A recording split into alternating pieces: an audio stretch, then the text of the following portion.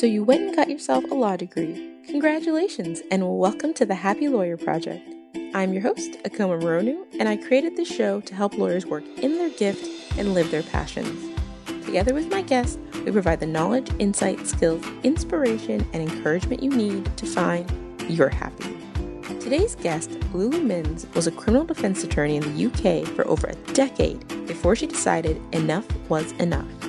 She decided to leave her firm in search of a life that felt more purpose-driven and intentional. On today's show, Lulu shares her story and advice for lawyers who are feeling stuck in their careers and unfulfilled in their lives. She's got lots of great tips, so let's get to it.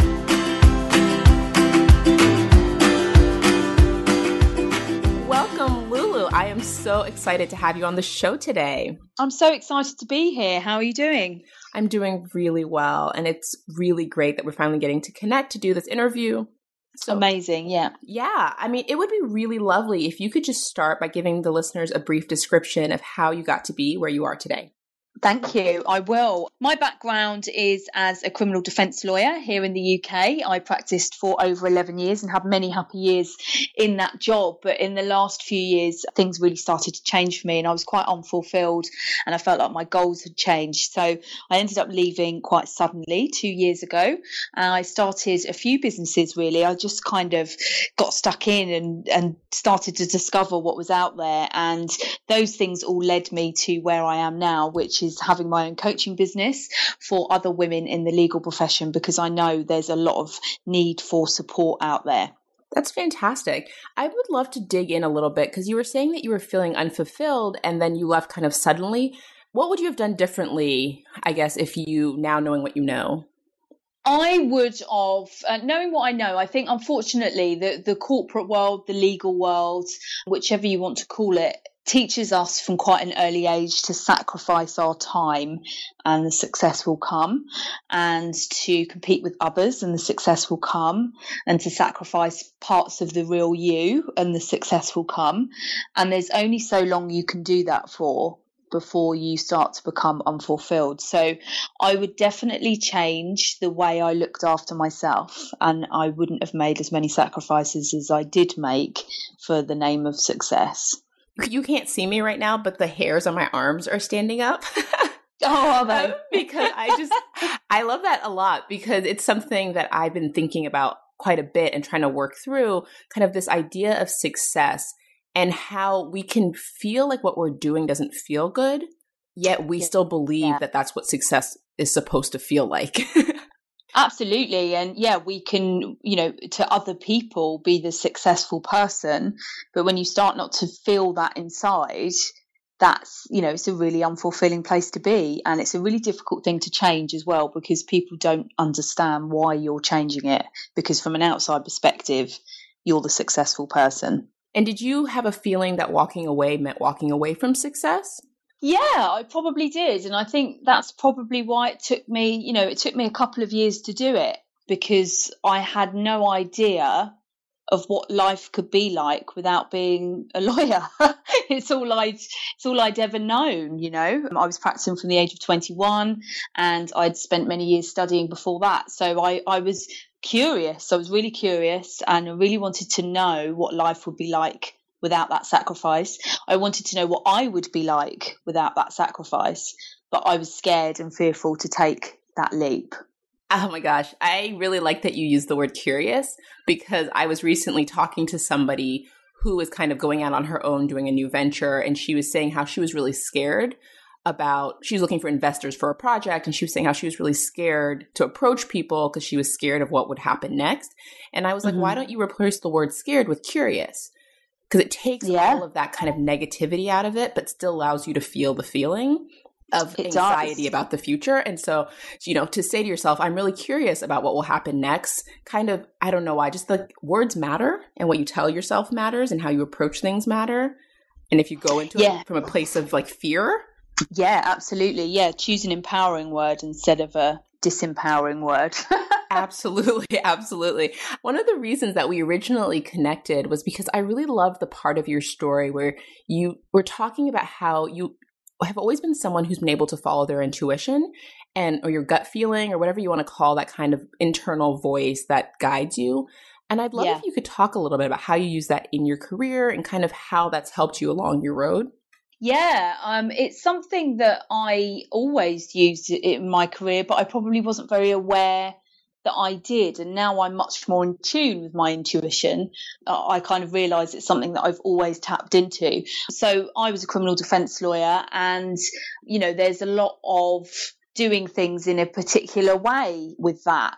But you also have to be very, very quick on your feet, and from a very young age, you can't be at the police station and receive 1 second you're getting the information from the police and then you're talking to your client, and literally while sitting there you've got to make a decision with your client's life in your hands, just like that. You can't really go off and call someone and check what your advice is going to be. So I always tapped into my intuition, which whilst on paper it might not have always been what the advice should be, my feeling on how the client was feeling and what they were saying to me would always be a massive part of the advice that followed on. And quite often I could see the relief on their face.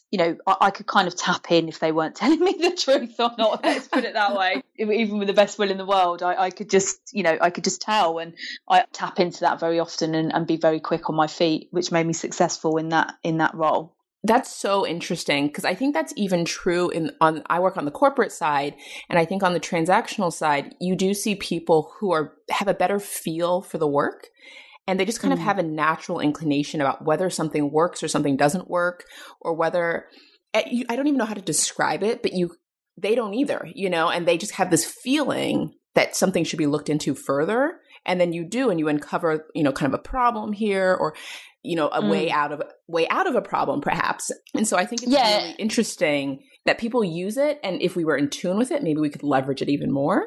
Yeah, and it's not something, we're taught to do the opposite at law school. Absolutely. All in the mind, and you're taught to rule out your feelings and intuition and all of that stuff. And to our detriment a lot of the time. And again, another thing that I used to do, and it's crucial as a criminal defence practitioner, is to adapt and change my approach depending on who I was dealing with.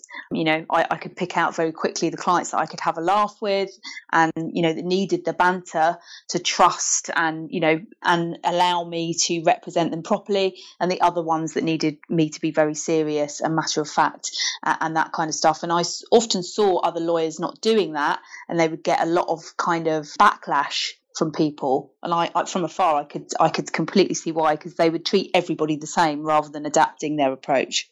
Yeah, I think that's also, oh my gosh, yes. I think that's so important. And that's kind of on this side of, the corporate side of things. That's like when you're working across from somebody and you're negotiating something, there are the people who want to work with you, like work collaboratively, and who want that back and forth, and who really see it kind of as a joint effort to get this deal done. And if you came at them very aggressively, it would really be off-putting to them. And then on the other side, there are the people who are more aggressive and who do see it as a zero-sum game. And so you kind of have to bring that energy to the table. Yeah, absolutely. Yeah, and it's kind of hard to do that from like a cerebral, mental place. You kind of have to feel it out. Yeah, I can imagine.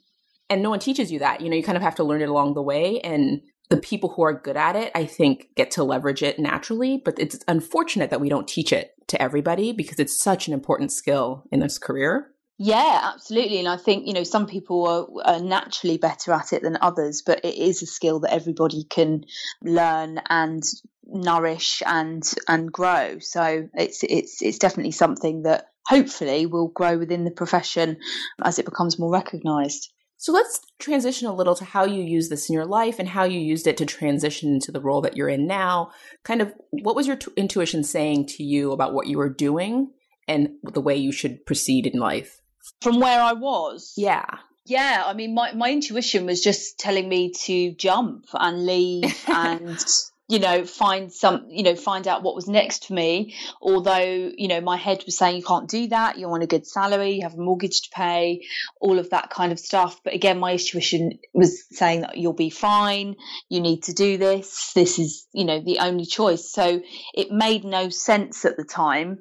But I got to a point that I had to follow it. So I did follow it. And I quite often say, my fear of the same became bigger than my fear of change. And as people, we naturally fear change, and that's to be expected. It's never going to go away. But when your fear becomes bigger of where you are, then you kind of get the guts to change it, particularly if your intuition is saying that. And it got louder and louder and louder. The more I tried to kind of ignore it, the louder it became.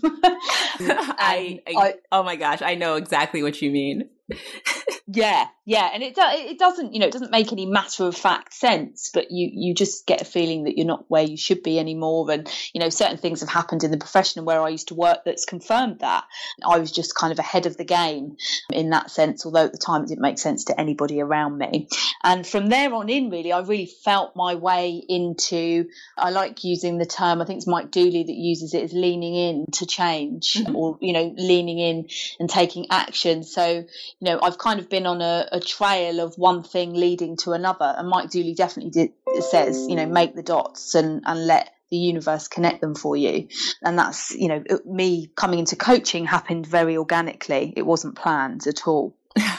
It's amazing to go from kind of something like the law, which feels so structured, to this more nebulous space that you're in. Because I couldn't agree with you more on the kind of screaming intuition, because sometimes when people are like, it's that little voice inside of you that whispers things, I'm like, whispers? Yeah. Oh, maybe I'm listening to the wrong voice, because mine is yelling at me.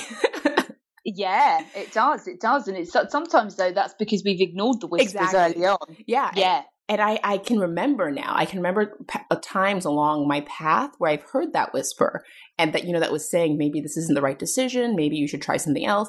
And I was like, no, this is the decision I've made. I'm sticking to it, Yeah. And now I've gotten to this point where it's so loud, I can't silence it. And I love what you said about the fear of not changing was greater than the fear of change. Yeah. Because at some point when you hit that point, it all kind of falls away. And it only makes sense to keep moving forward through it. Yeah, exactly. And advice would be to people is really, if you fast forward 5 years and you don't like what you see and you avoid doing it, then you need to change something, and you need to change it quick, rather than just sitting there pretending that, because change doesn't come unless we make it happen. So if we could be a little bit more concrete, what kind of first step do you advocate people take? Because I think people who feel stuck, they feel like they need to make a change, and they want to make, like you said, jump, but they don't know where to jump. Yeah, I would say the first step is to decide and stop dilly-dallying around. Probably sound very English saying that, dilly-dallying around. I like it. But yeah, really, because what that stuck thing, the only reason any of us are stuck are you keeping yourself stuck. And I know that sounds a bit harsh, and I can be harsh sometimes in that way, but if you're going, oh, well, I might do this, oh, I might do that, just decide that you're not going to stay where you are anymore. And that sounds really, really simple. But once you make that decision, I'm not going to stay here, this isn't for me, then things start to change, because you come out of the denial phase and you've decided, this isn't for me, this isn't where I'm going to stay. So what's next? But you need to make that decision is the very first step, instead of fooling yourself and pretending that you are where you want to be. So I'd love your thoughts on failure, because the thing that's coming up for me when you say that is, for a lot of lawyers, law is something they knew they could succeed at, and they've been successful at, and this new unknown brings failure into the picture. And that can be really scary and limiting for people. What are your thoughts on failure and how that plays a role in kind of crafting your life? I think, failure, and I've failed at things that I've started since, I left the legal profession. And that's a difficult thing to encounter, because, if you are someone that's made a decision from a relatively young age that that's the career you want to have in law, and you've succeeded at every single level, it's difficult to have that other side of the coin. But if we're not failing, we're not learning anything. And it's failure is an opportunity to start something again more intelligently. I think it's Winston Churchill that came out with that quote. But it's a great quote. What the catalyst that led me to leaving the legal profession was not receiving partnership and my male counterpart getting that promotion. Although 6 months before that, I'd registered a partnership, I'd started a business, and I was already looking into what my other options were. So other people might have seen that as a failure. I did for a short amount of time, but really it was my ticket to freedom, because I never would have left had I received that promotion, and I didn't want it at that time. I did want it 2 years before, but I didn't want it at that time. So always consider your failures as an opportunity to learn and grow and move on to the next step. And if you're not failing, you're not taking enough risks. Yes. Absolutely. I've been playing around with failure a lot lately because that's something that I have been really guarding against in my life. Like, I only take calculated risks where I know that the chance of me failing is so small and remote that it's not even a risk, really. And that made me realize how safe I've been playing life. And that kind of these big opportunities and the kind of magic that life can be probably exists outside of calculated risk.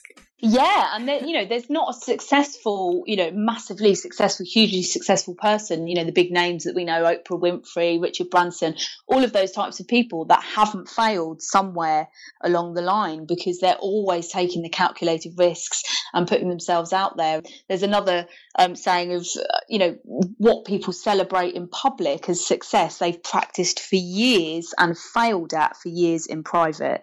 Yeah, have you ever heard the saying, it takes 10 years to be an overnight success? Yeah.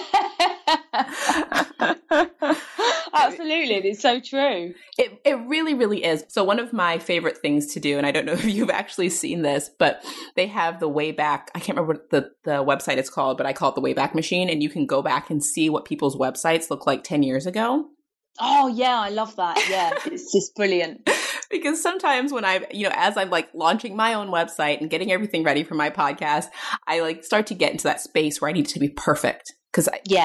And then kind of going back and looking at like what Marie Forleo's website looked like 10 years ago, or Tony Robbins, or, it's just fantastic because it's a reminder that 10 years from now, I'll be in a totally different place.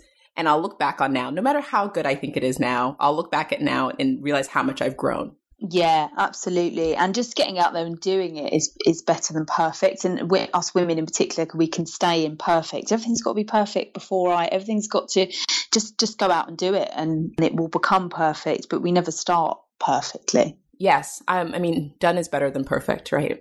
Yeah. I think of, when I first stood up in court as a young lawyer, my legs were shaking. I was so nervous. All I had to ask for was an adjournment. By the end of it, I was being told off for rolling my eyes because, I was kind of there every day and it was the same old kind of thing. And that's because I wasn't putting myself out there anymore to challenge myself and get out of my comfort zone and, all of that stuff. So if we stay comfortable, we really are not growing. And when we start to grow, there is inevitable perceived failures along the way. Yep. So I would also love to touch on gratitude journals. This is something I know that you practice, and it's a practice that I do as well. Yeah. And I've found it to be so powerful in my life. I actually did a year-long gratitude practice 3 years ago. Every single day, I did twice a day, one in the morning, one before I went to bed, one sentence of gratitude. And I think it changed my life. But I would love to know how you came to it and how you continue to practice it. Oh, yeah. It's definitely with professional development, self-development, the one that I left till last. I'll be completely honest. I didn't really understand or see the value. A pessimistic lawyer is all I can say.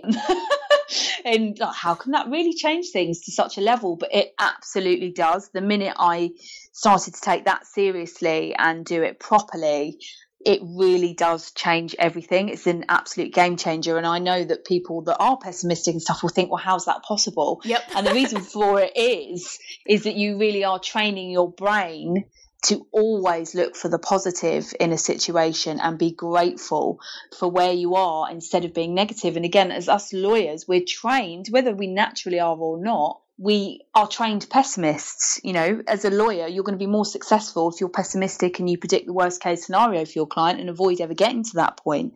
So we are trained to think in a negative way rather than a positive way. So for lawyers, gratitude is the most important habit to start forming straight away. And I love the way that you've implemented it initially by just starting off with one thing, because it's starting the habit, isn't it? It's creating that habit first and then building on that habit, but it's actually doing it first and not making it impossible for yourself by starting off doing 10 gratitude per day, because you would just be busy and tell yourself that you don't have time to do it.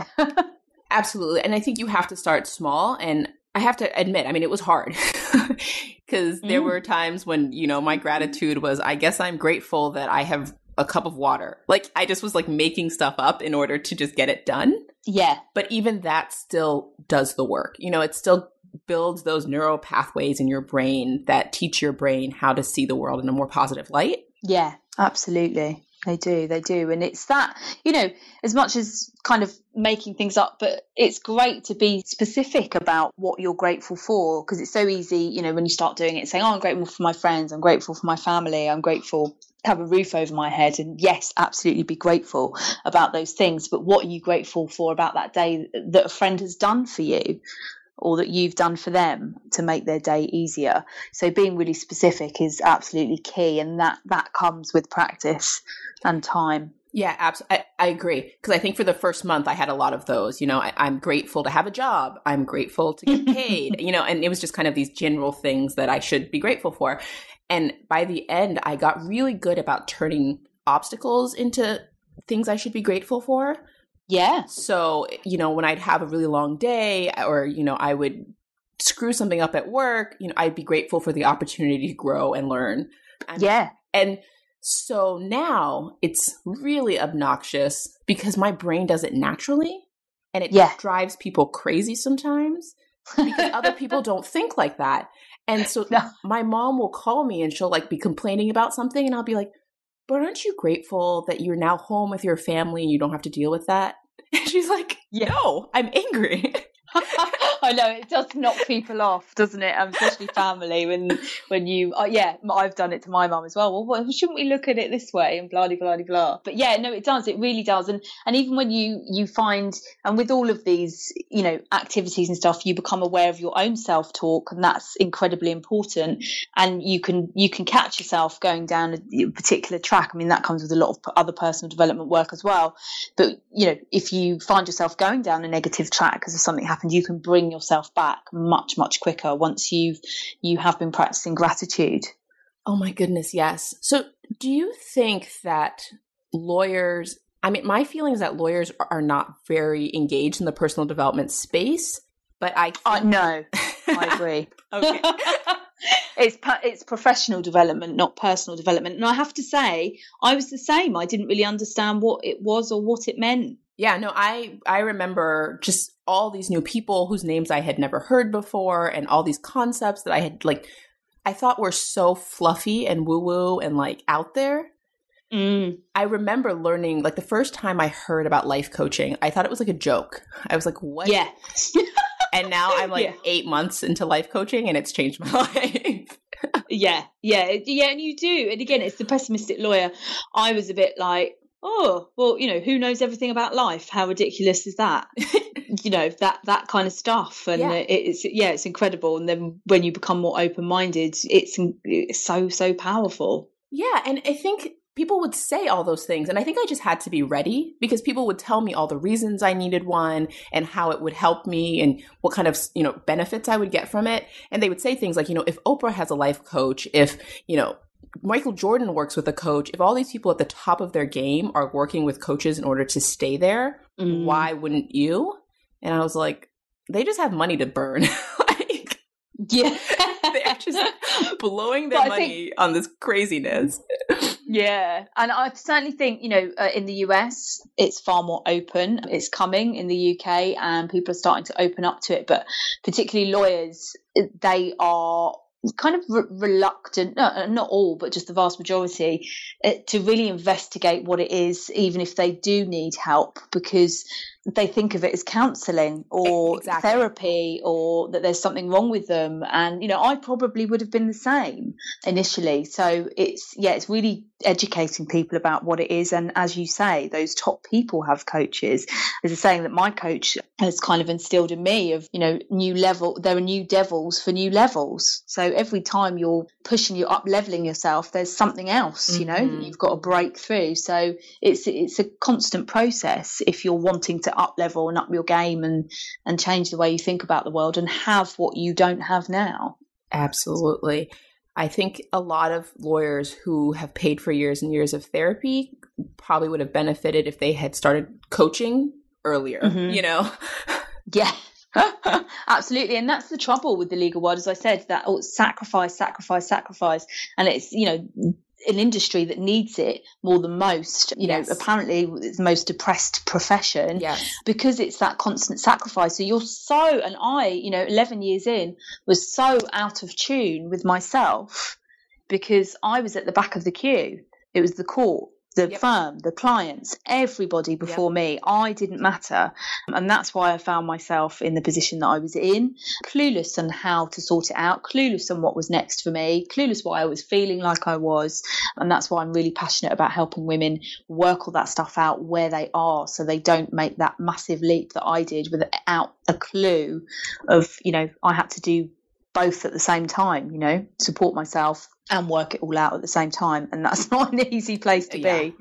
Well, you're right. I think that there is hope. I know that there are some law firms who are really starting to bring in coaches into their practice as consultants. To work with younger associates, work with partners, and kind of get people's mind right. Because I think people are starting to realize that an associate that is happy and satisfied is going to perform better. Yeah. And really, there's a place for coaches really opening up communication within law firms amongst, because we're all quite, big characters in the legal profession, aren't we? We've all got opinions and ideas of the world and all of that. And if people collaborate more and don't compete with each other and really, are in tune with themselves and each other, incredible things could happen. But instead, I feel like the legal profession is staggering behind everyone else because they're not up to date. We'll get there. Yeah, absolutely. So before we end this interview, I would love to ask a couple of questions. So what do you think is the key to living a happy life? The key to living a happy life?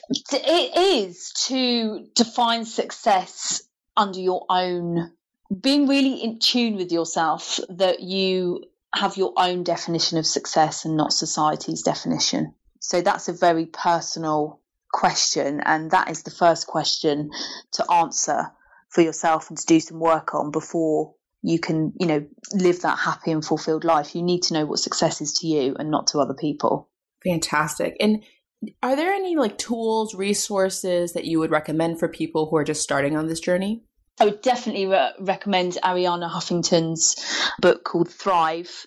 Really, really powerful questions in there. And that's an incredible book. So definitely that. And I'm also a huge advocate of meditation. Start meditating every single day. Again, even if it's for just 2 minutes in the morning, having that silent time and start tuning back in with yourself. Yes. So Gina Cho, who writes the book Anxious Lawyer, and she leads meditation for lawyers and does wellness CLEs on meditation. So she's going to be on the podcast in a couple of weeks, and she's fantastic and is kind of leading that movement in the legal community. So brilliant. Yes. I think meditation is really coming back in a big way. Yeah, I've got an appointment booked next week actually with a lady. She's a criminal law lawyer, and she's doing meditations at Chambers of Inn in London. So it's definitely happening. Amazing. Do you know that I have an LLM in international criminal law? Oh, I didn't know. Yeah. It's weird fun fact. Lovely. I know. It's always interesting, criminal law. It is. Yeah. I did nothing with it. I mean, I practiced corporate law in Texas, so. But it's there. These things never leave us. Exactly. And if I ever needed to, I could. So the last question that I have for you today is, what is the difference between the lawyers who you think are able to make this transition into a happy life and those who kind of quit and give up? It's just being open. It's being open to a different view of life, not thinking you know it all, because we don't and nobody does, and really being open to challenging your own beliefs. I love that. That's fantastic. So thank you so much for coming on. And I would love if you could let us, the listeners, know where can they learn more about you? What's the best way to reach out to you and see more about what you're doing?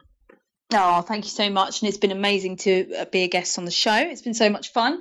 You can find more about me at my website, which is www.advocatemysuccess.com. I have a Facebook page of the same name. I'm on Instagram as Advocate My Success as well. And also I have quite a big LinkedIn platform under my name, Lulu Minns. So it'd be great to connect you on there. I've got a variety of coaching programs and really exciting stuff happening. So thank you, Lulu. Amazing. Thanks so much. Have a great day. Thank you for joining me for the Happy Lawyer Project podcast. Please head over to my website, www.thehappylawyerproject.com, for more information from today's show. While you're there, I'd love it if you'd leave me your thoughts on the show. You can also connect with me on LinkedIn, Facebook, or follow me on Instagram. If you've enjoyed the show, please share it with your friends. And don't forget to head over to iTunes to subscribe and review the show. As you know, each rating helps more listeners find the show and helps me get awesome guests on here for you guys. If there's anyone you'd like me to have on the show, or if you'd like to be on the show, head over to my website and let me know, or send me an email at akoma, O-K-E-O-M-A, at thehappylawyerproject.com. A special thanks to everyone who's left a review, sent me an email, or reached out to me in any way. I appreciate you. Thank you again for spending this time with me, and if you would like to learn more about working in your gift and living your passion, head over to the website for a free gift. Until next time, bye!